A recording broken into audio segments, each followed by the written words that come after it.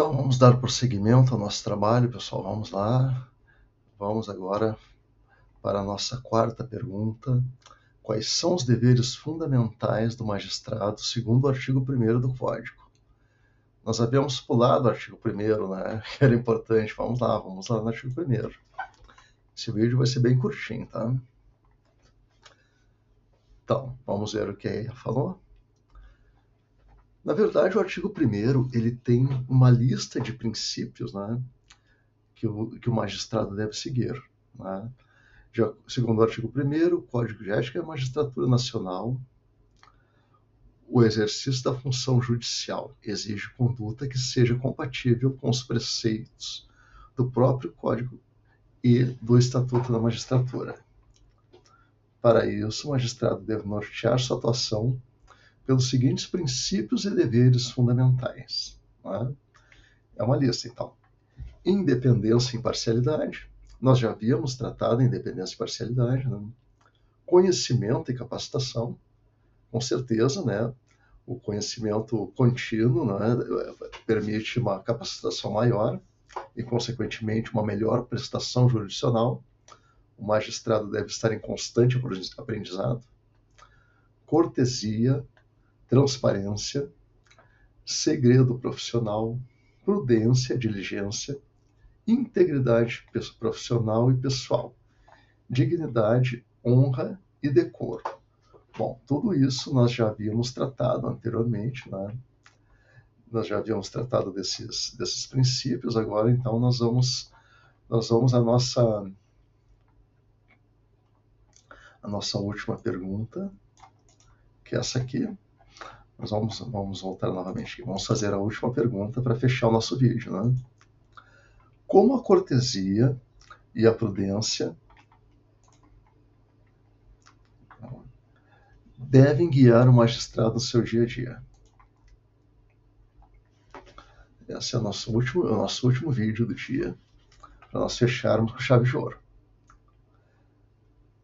No dia a dia do magistrado, a cortesia e a prudência funcionam como pilares para o relacionamento com a sociedade e o rigor técnico das decisões, conforme estabelecido no Código de Ética da Magistratura Nacional.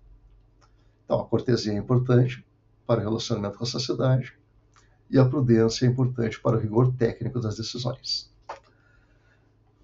A cortesia como dever de relacionamento. A cortesia orienta o comportamento social e profissional do juiz, exigindo um trato respeitoso com todos os envolvidos no sistema de justiça. Então, o juiz deve ser respeitoso com todos os envolvidos no sistema de justiça, certo?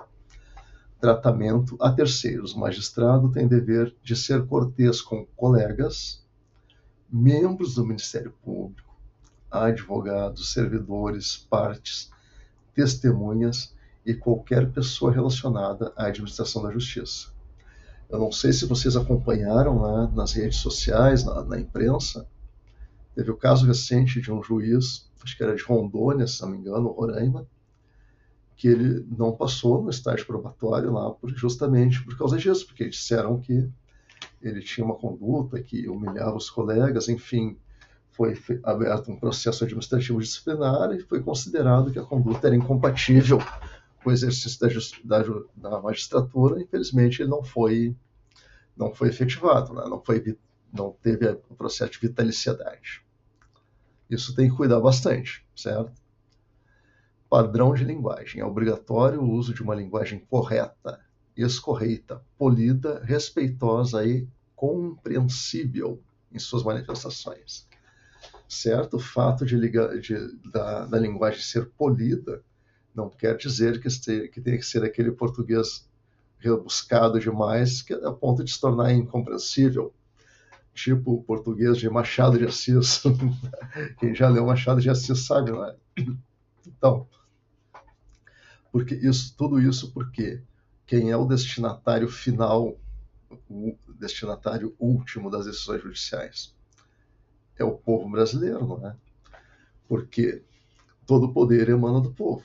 Então, o juiz, na verdade, a decisão judicial, uma vez publicada, a publicação da decisão judicial serve não só para que as partes tenham conhecimento, mas para que toda a população tenha conhecimento. Além disso, em relação às partes, a linguagem tem que ser compreensível, porque para a parte poder exercitar o contraditório e a ampla defesa. Né? Então, como é que a pessoa vai entrar com recurso se não estiver numa linguagem compreensível, devidamente fundamentada? Né? Então, respeito em fiscalização. Mesmo no exercício de atividades disciplinares de fiscalização, correção, o magistrado deve manter o respeito e consideração por aqueles que estão sendo fiscalizados. Eu, por exemplo, sou auditor de controle externo do Tribunal de Contas, então nós fazemos controle externo dos órgãos públicos, das prefeituras municipais do estado do Rio Grande do Sul, e nós também temos o dever de tratar todos com respeito, não é porque nós estamos auditando, que nós estamos aferindo a legalidade, né, das contas públicas, que nós não tenhamos que ter uma atitude respeitosa com aquelas pessoas que estão sendo fiscalizadas. Isso vale para o juiz também. Procedência como guia para agir e decidir. Prudência como guia para agir e decidir. A prudência foca na cautela e na racionalidade, visando evitar decisões precipitadas e impensadas. Certo? Então, cautela, racionalidade, evita decisões precipitadas e impensadas. Então, o juiz deve maturar a decisão, evidentemente. Por que duração razoável do processo? Porque cada processo tem o seu tempo de maturação. Né? Cada processo tem o seu tempo para o juiz formar a convicção. A decisão deve ser célere, mas ser célere não quer dizer que tenha que ser rápido. Cada processo vai ter um tempo razoável de duração. Certo? Então, por isso que as decisões têm que ser devidamente maturadas, racionalizadas. Né? Decisões fundamentadas. Dentro daquele conceito de linguagem compreensiva, ainda em complementação, tem a fundamentação da decisão. Então, além de ser compreensível, ela tem que ser fundamentada.